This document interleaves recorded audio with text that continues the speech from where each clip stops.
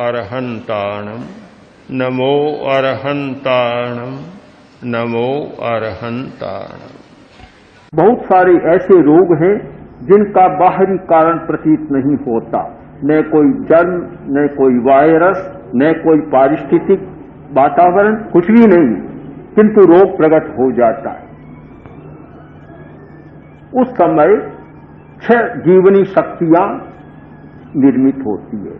प्रारंभ काल में भ्रूण और जब बनता है तो 6 शक्तियां पैदा होती है, जिनका नाम रखा गया आहार पर्याप्ति, शरीर पर्याप्ति, इंद्रिय पर्याप्ति, श्वासोच्छ्वास पर्याप्ति, भाषा पर्याप्ति और मनक पर्याप्ति। ये 6 पर्याप्तियां यानी जीवनी शक्तियां हमारे शरीर में विद्यमान है। आहार पर्याप्ति का केंद्र है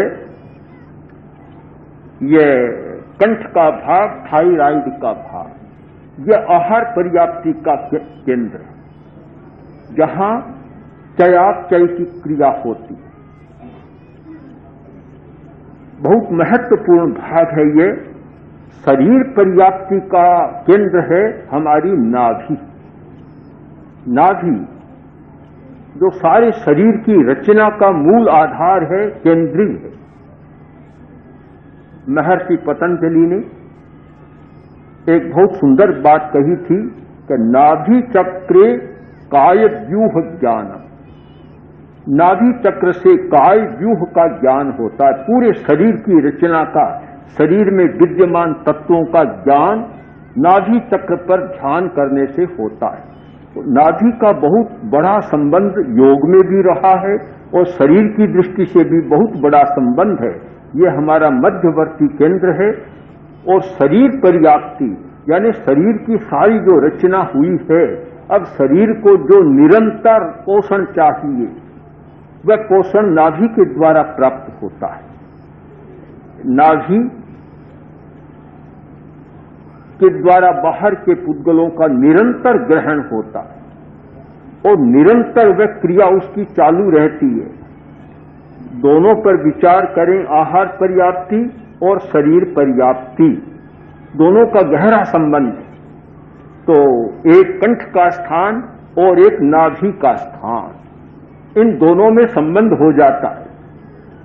योग में एक प्रयोग होता है कि थायराइड और एड्रीनल का संतुलन करना है।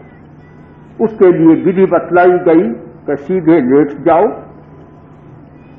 लेटकर और गर्दन को ऊपर उठाओ, लेटे लेटे गर्दन को ऊपर उठाओ और नाभि को देखो।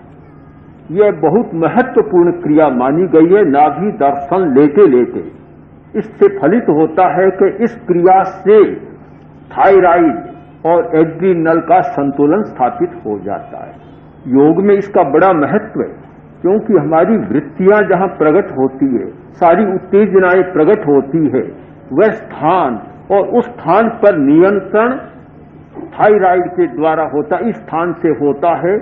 तो आधा घंटा का प्रयोग है।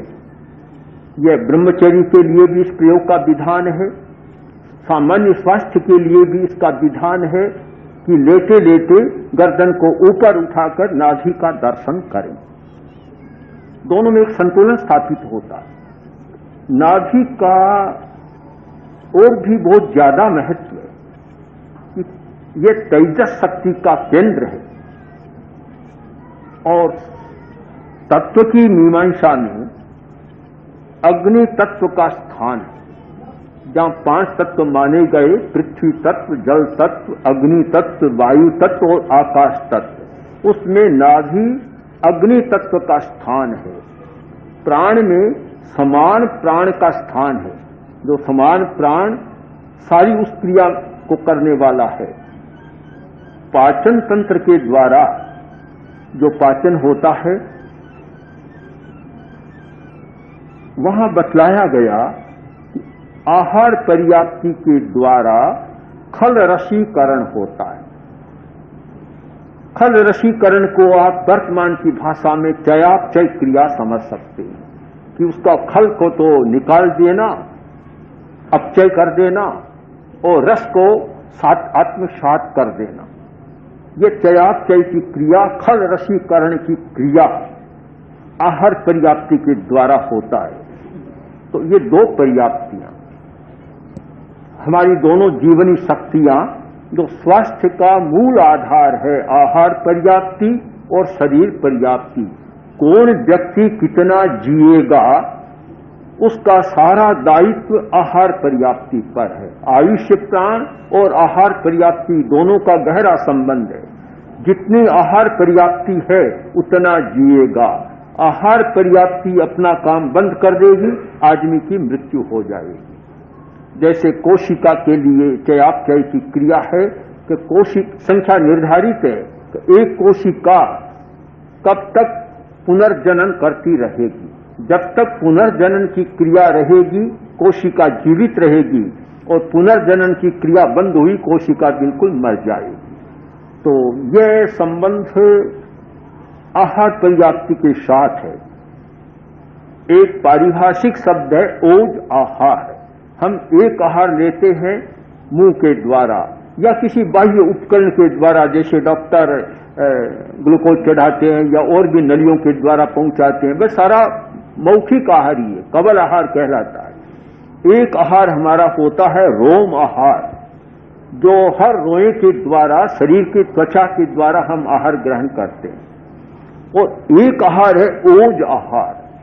ओज आहार वह हमारी मूल शक्ति है कि जीवन के प्रारंभ के क्षण में, पहले क्षण में उस आहार का ग्रहण होता है, और जब तक वह आहार रहता है तब तक आदमी जिंदा रहता है।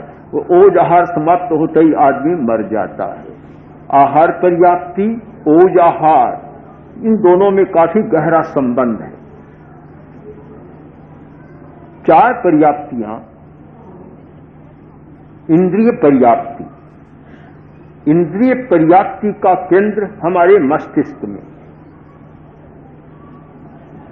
श्रवण, चक्षु, इनके केंद्र हमारे मस्तिष्क में बने हुए।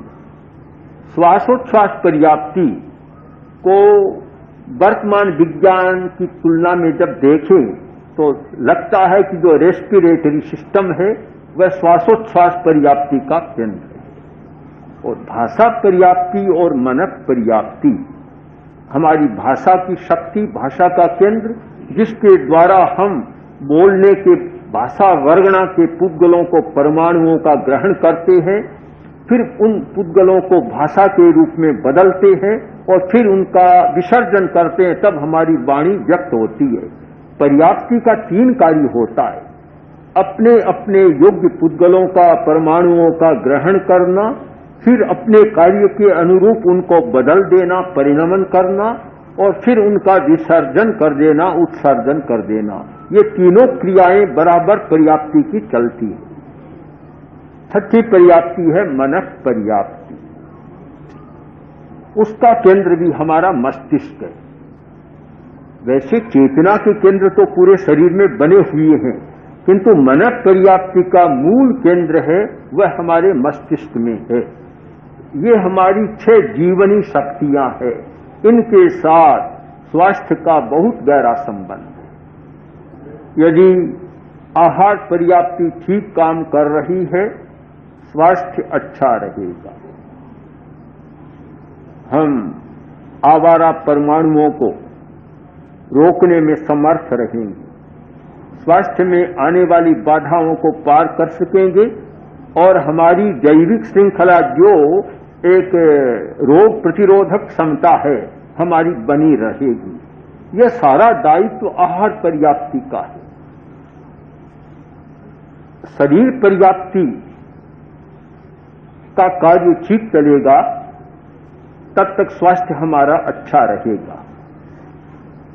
जब आदमी इन पर्याप्तियों की स्वाभाविक व्यवस्था में कोई अवरोध पैदा करता है, वे गड़बड़ाती है, तब बाहर के चाहे कीटाणु हो चाहे जीवाणु हो अपना आक्रमण कर और रोगी बनाते।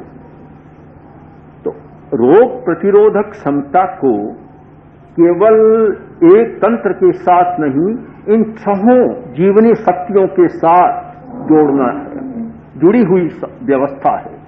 आहार पर्याप्ति का काम ठीक चले, जब ये कंठ का भाग या थायराइड की क्रिया गड़बड़ाती है, चयापचय की क्रिया गड़बड़ाती है, आदमी बीमार हो जाता है।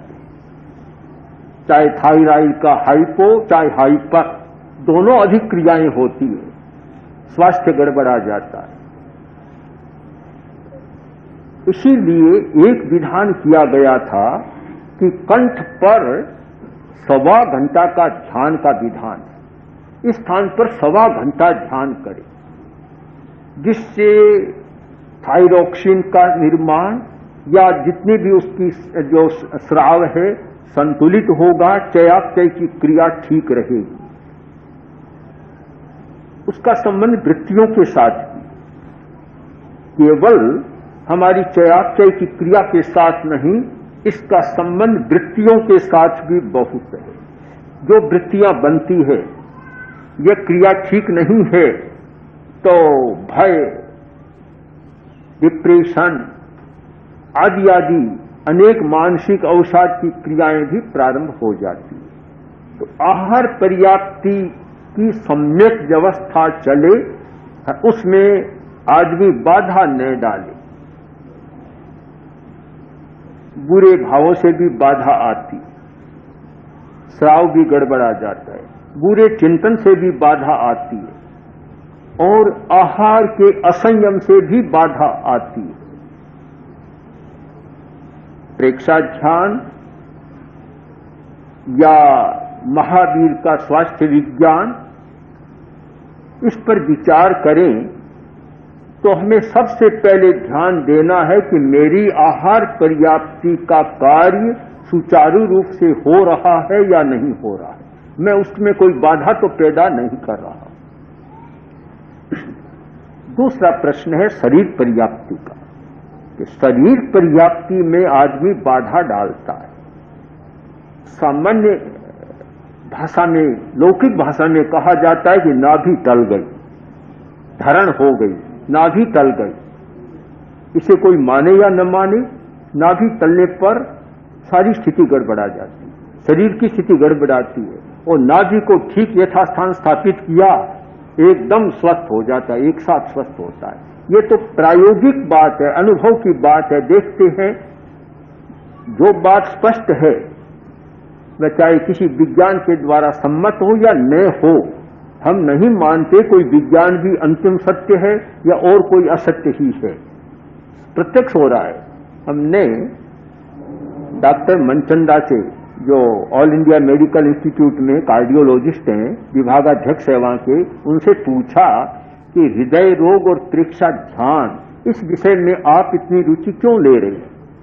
तो उन्होंने कहा कि मैं कोई मेडिकल साइंस की दृष्टि से रुचि नहीं ले रहा हूं, किंतु ये प्रयोग हो रहा है और प्रत्यक्ष लाभ मैं देख रहा हूं, मैं इससे जुड़ा हुआ हूं। प्रत्यक्ष जब लाभ हो रहा है तो मैं इसको अस्वीकार कैसे करूं?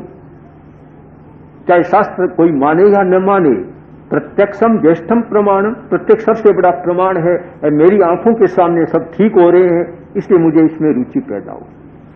तो हम भी किसी शास्त्र से ही बंधे हुए न रहें, जो प्रत्यक्ष लाभ हो रहा है उसको अस्वीकार नहीं करें।